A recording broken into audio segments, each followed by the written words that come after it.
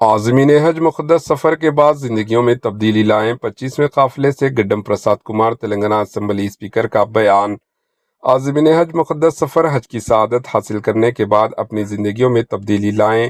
اگر زندگیوں میں تبدیلی نہیں آتی ہے تو آپ کا سفر حج بے معنی ہو جائے گا۔ انسان اپنی زندگی میں بیشتر گناہوں میں پڑتا رہتا ہے، لیکن آپ جب مقدس سرزمین بیت اللہ شریف و مدینہ منورہ کی زیارت کرتے ہیں تو آپ کی زندگیوں میں اور روحانیت آ جاتی ہے۔ اللہ رب العزت کی بارگاہ میں جب عازمین حج دعا کرتے ہیں اور اپنی گناہوں کی معافی مانگتے ہیں تو اللہ تعالیٰ تمام گناہوں کو معاف کر دیتا ہے۔ ان خیالات کا اظہار جناب گڈم پرساد کمار اسمبلی اسپیکر حکومت تلنگانہ نے اتوار 25 مئی 2025 کو عازمین حج کے 25ویں قافلے کی وداعی تقریب حج ہاؤس نامپلی حیدرآباد میں مہمان خصوصی کی حیثیت سے مخاطب کرتے ہوئے کہا۔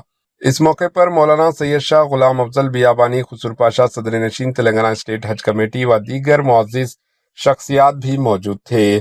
آخر میں حاجی محمد مجاہد اتاری نے رغبت انگیز دعاؤں کے بعد وداعی تقریب اختتام کو پہنچی۔ قافلے میں 295 عازمین حج کے ساتھ 2 اسٹیٹ حج inspector Mohammed Abdul Qayyum tahsildar Jagtial, Abdul Aziz state assistant executive engineer محکمہ آبپاشی کریم نگر شامل ہے۔